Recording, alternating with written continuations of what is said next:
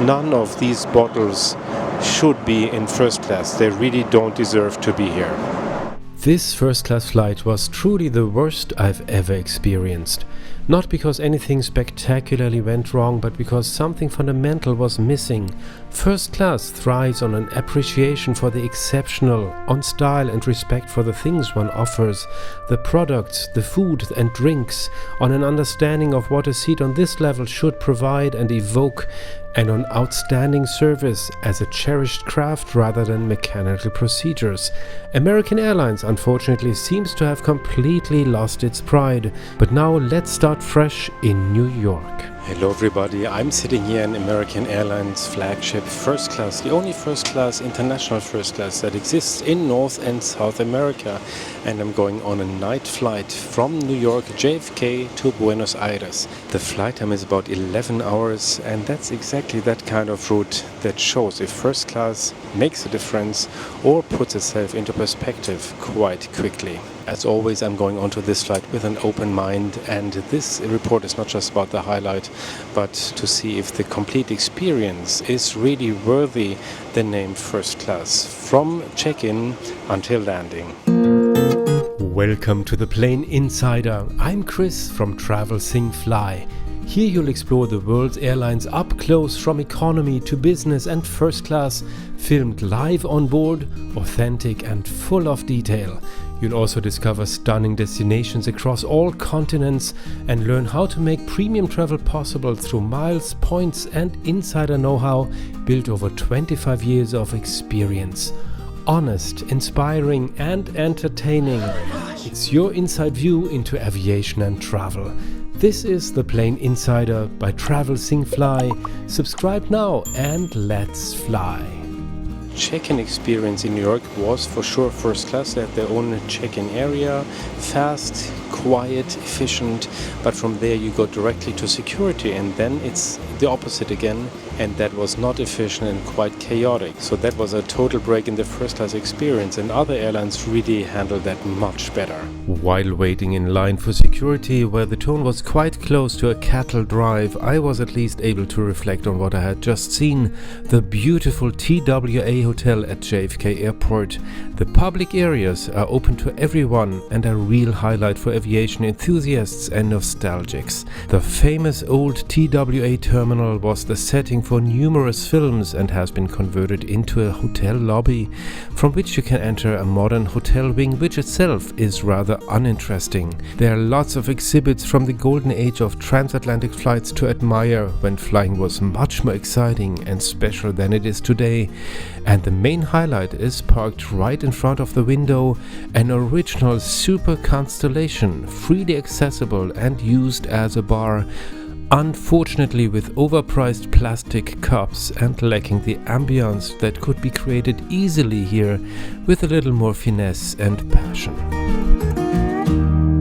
The experience gets much better right after security, because there's the Soho and the Chelsea lounges just after security, and the relevant lounge for first class passengers is the Chelsea lounge. After the spacious, attractive bar with a large selection of alcoholic and non-alcoholic drinks and cocktails, you proceed to a restaurant area, and from there to the few but spacious shower rooms with products by the Californian brand Klur. Or on the other side to a small relaxation area with several loungers separated by light curtains. It never gets dark here though. Food is ordered a la carte, and there's a nice selection of dishes made with high quality ingredients, prepared and served like in a very good restaurant. There's also self-service champagne, including several Moët Chandon varieties as standard, and a rotating selection of very high-end bottles such as Dom Pérignon, Krug Grande Cuvée, Tétinger Grand Siècle, Bollinger Grand Année, and even Salon Cristal. However, some people say that this American Airlines lounge is superior to others because it's a collaboration between American Airlines and British Airways. Boarding was fast and efficient, not very personal, maybe a little unfriendly even. Then when I got onto the plane, it is quite obvious that flight attendants here have a lot of experience, and while some airlines, say in the United Arab Emirates, in the Gulf region, might cast the crew according to looks and youth. Here they have really a lot of experience. Some might be even beyond their pension age, but that's fine. Then when it comes to the seat, the first impression is the seat is rather small, rather compact. Anyway, let's have a look at the seat now. The first class cabin consists of 8 seats. Each seat has aisle access and the seat itself is relatively narrow, which gets very noticeable once you lie down on it. There's a small cabinet on the side with a power outlet, USB port and mirror, but it's too small to store anything. There's a nice small light at the seat, but overall there's almost no storage space. The TV screen is not very HD. You can swivel the seat slightly to look at it directly, but you can even rotate it by 90 degrees to face another table by the window, which can be used as an office desk with a view outside.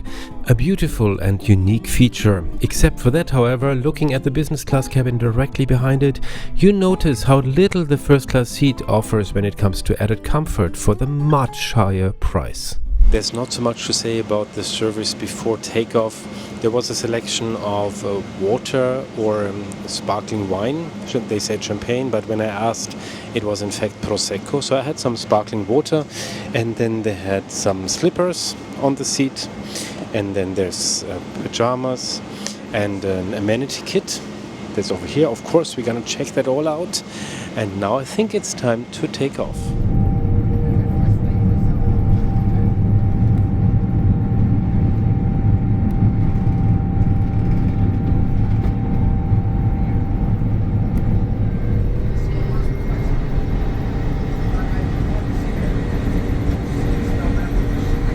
This takeoff into a very rainy night. Here's a few more words about first class in the context of the markets, because American Airlines is the only airline in South and North America that still offers an international first class product.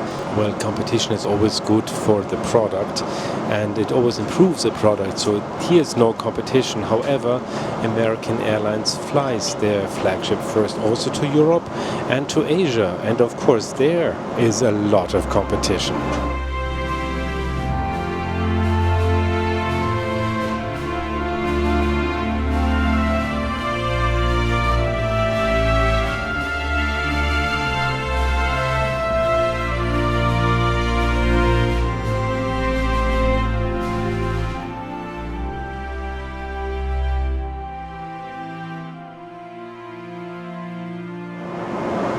This flight took off at 10 p.m. and just after takeoff they already set the table, so that was really very fast and very efficient, and that is really great for a night flight. Now, this is the moment to have a look at the menu, because first class is not only a big step up from business class when it comes to the seat, or at least it should be, but also when it comes to food and beverages. Normally it's a really very big step up from business class again. Now let's have a look at the menu. There's appetizers, and then there's soup and 4 kinds of main courses to choose from, 3 kinds of desserts, and then in the morning there's breakfast. And then when it comes to the beverages, there's champagne, there's 3 kinds of white wines, 3 kinds of red wines, dessert wine, beer, spirits, whiskeys, and soft drinks. And when we take a closer look here at the wines, I will not say very much, because none of these bottles should be in first class. They really don't deserve to be here.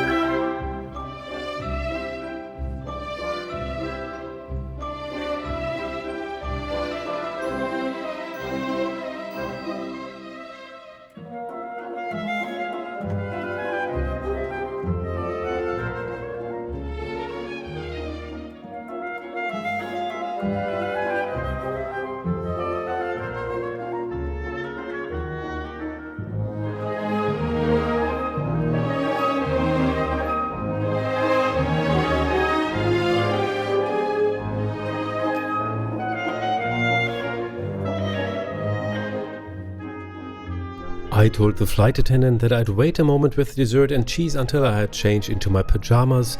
Back at my seat, however, the ice cream had already been served for ages and was half melted.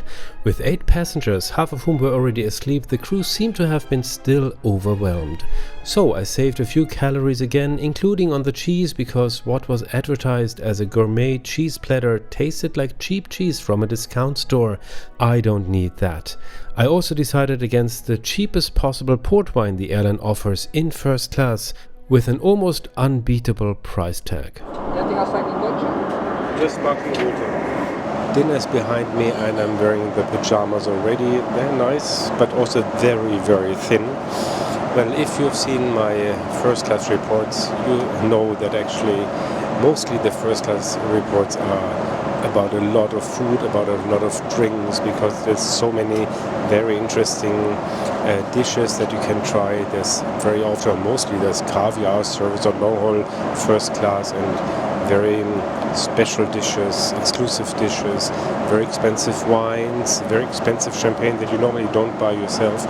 And well, here on this flight I really saved a lot of calories because there was actually nothing that would have interested me, and of course I ordered it and I wanted to try it. It looked very normal and it tasted very normal, and my main course didn't arrive at all. They mixed it up with somebody else, and what I saw instead was also very normal. So I got some fish from business class that looked as normal as the first class dish, and so altogether nothing really to try, nothing interesting, for sure nothing that I would like to drink except for sparkling water. So very unusual for this channel, but well, at least I didn't overeat this time and I didn't put on extra pounds. Now let's talk about the American Airlines Flagship First Amenity Kit. It's a small faux leather pouch branded by Raven Lily, and it contains a sleep mask and socks, toothbrush and toothpaste, tissues, earplugs, and Joanna Vargas brand products, namely face spray, body lotion and lip balm. It also comes with a small shoulder strap so you can carry the pouch after the flight. My seat was converted into a bed by one of the flight attendants. There was a light mattress topper that greatly enhanced comfort, along with a good, not too hot duvet. The bed offers ample legroom and arm space, although the sleeping surface is quite narrow.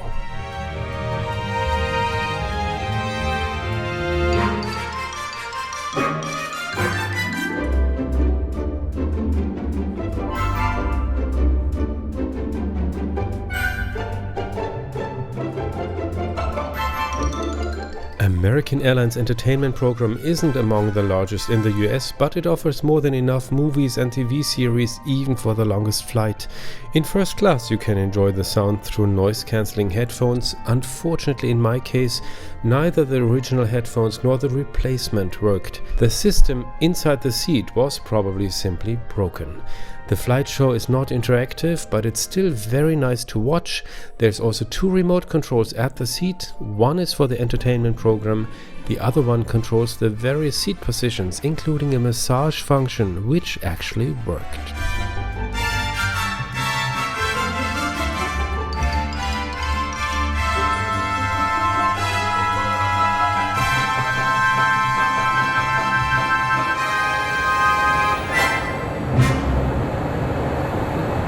I spent the night resting for about 6 hours. I didn't really sleep, but that has nothing to do with the seat. That's really just me. The seat itself has a lot of legroom, that's for sure. It's not very wide though. It's not really a wide seat, especially for first class. It's actually just a regular business class seat size plus 2 armrests, and that is it. During the night I also walked through the plane a little. I checked out the economy class seat, business class seat. They were both actually quite okay, quite nice. And then I also found out why first class is fully booked, even though there was actually just 2 sold seats, myself and somebody else, and the rest is actually staff that is sitting here, probably going on holidays. I also had a very nice talk during the flight with the flight attendant here. We talked about planes and airlines and the fascination about flying that never stops, and that was really very nice too.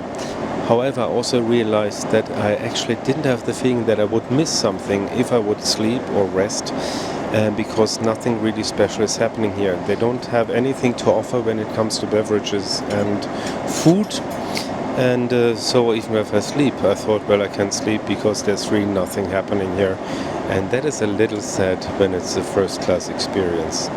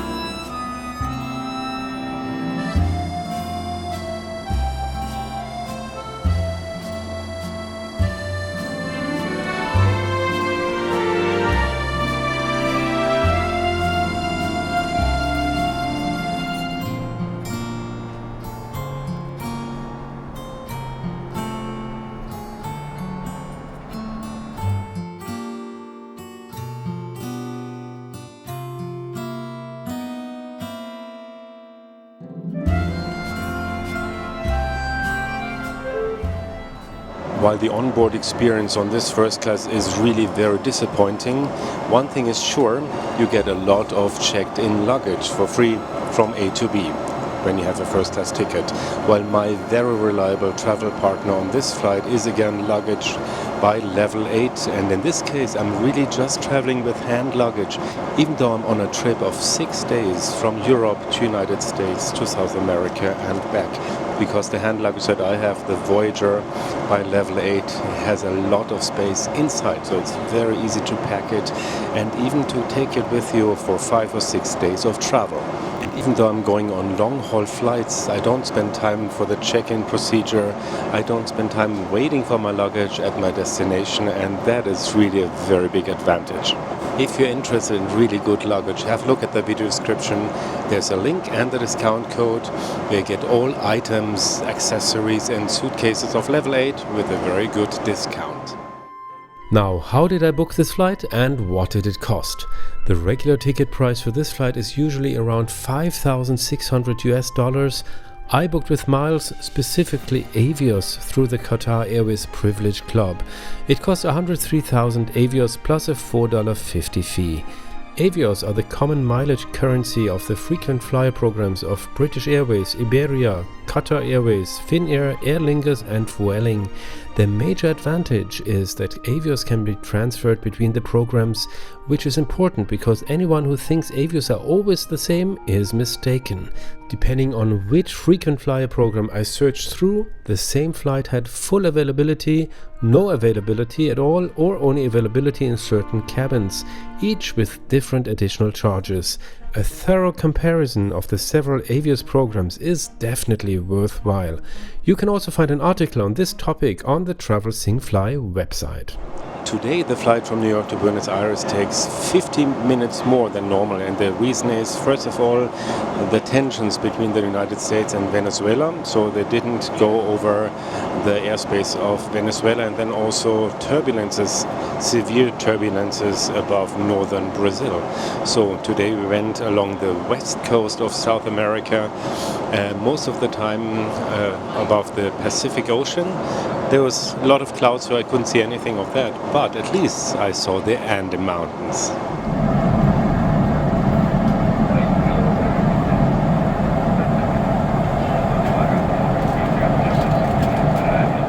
Less than 10 minutes until landing now. How was this flight? First of all, the seat. The seat is very special because it has this very special position where you can turn around and you have a little office desk with a view out of the window. Then you can also look forward to your TV screen, and the bed position is not so great because the surface is rather narrow, not very wide, so that is not so fantastic, especially when you compare to other first classes. Then when it comes to the staff, I had one very nice flight attendant, very nice talking to, really fun to talk to, but the overall tone in the cabin, in the business class, economy class, was rather efficient, practical, unpersonal, maybe unfriendly even. When it comes to catering, food and beverages, nothing of the menu was actually first class. It was regular business class, not even better business class style. And when it comes to drinks, none of the bottles that were offered here, wine and champagne, had anything to do in first class. They should not be served here. Entertainment was okay, the amenity kit was nice, but the only part of this trip that came close to first class was the lounge in New York, the Chelsea lounge. But then we have to know that actually there's only that very lounge in the American Airlines system that has that high level, and that was it. And then we need to ask, what is first class all about? Is it luxury? Is it exclusivity?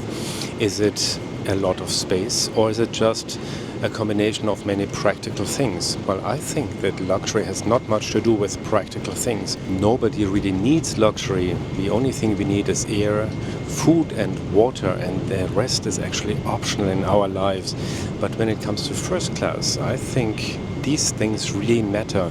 And there was not a single moment here where I found I would miss something if I was sleeping, because there was nothing happening here that was exclusive. There was not a single moment of exclusivity here, of luxury here. So I even think that this might be really the worst first class worldwide.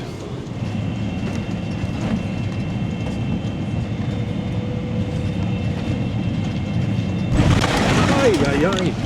Ui. Oh. Whoa. And here we almost crashed onto Buenos Aires airport. I thought this would be a go-around, but it was not. So I really hope you enjoyed watching this report. If yes, give me a thumbs up, subscribe to the channel, write all your comments. There's much more behind each of my videos than meets the eye. Nothing is produced quickly or haphazardly here. That's why this channel is different. Every shot, every edit, every piece of research is done by hand with a lot of time, passion and attention to detail. If you appreciate this, then please subscribe to the channel right now, and if you would like to support me further, leave me a super thank or buy me a coffee or two with a little link on the screen. This will help me continue producing honest, independent airline reports and travel videos. Thank you so much for being part of this, because without you, much of this would not be possible. And one really nice report would be this one over here. Check it out right away. I'm Chris. Thank you for watching.